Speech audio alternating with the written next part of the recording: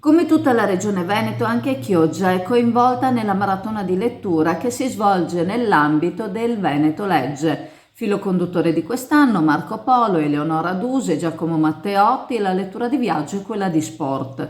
Coinvolte le scuole e le associazioni aderenti al patto di lettura, ha affermato l'assessore alla cultura del comune di Chioggia Elena Zennaro, vice sindaco.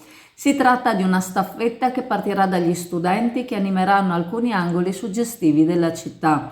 Oltre alle scuole, ad animare la città il 4 ottobre sarà il Dipartimento di Salute Mentale di Chioggia, la Prometeo, l'Associazione Piccolo Teatro Città di Chioggia, l'ODV Big Fish, la SD, i Leoni di San Marco, oltre che il Gruppo Poeti Città di Chioggia e ancora gli Stati Generali delle Donne, l'Università Popolare, il Proloco Chioggia Sottomarina e il Centro Formazione Danza. Il 6 ottobre in Corte Salasco a Cavanella d'Adice sarà invece la volta dell'Associazione Culturale Filistina. L'iniziativa Il Veneto Legge pone al centro la lettura ad alta voce con lo scopo di promuovere la lettura, appunto, e i libri e con l'obiettivo di contribuire a rendere la pratica della lettura un'abitudine sociale, diffusa e riconosciuta.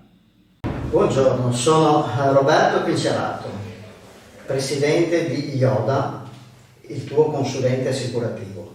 Siamo presenti in Mirano, Chioggia, Orbassano, Torino. Visita il nostro sito www.iodabroker.it.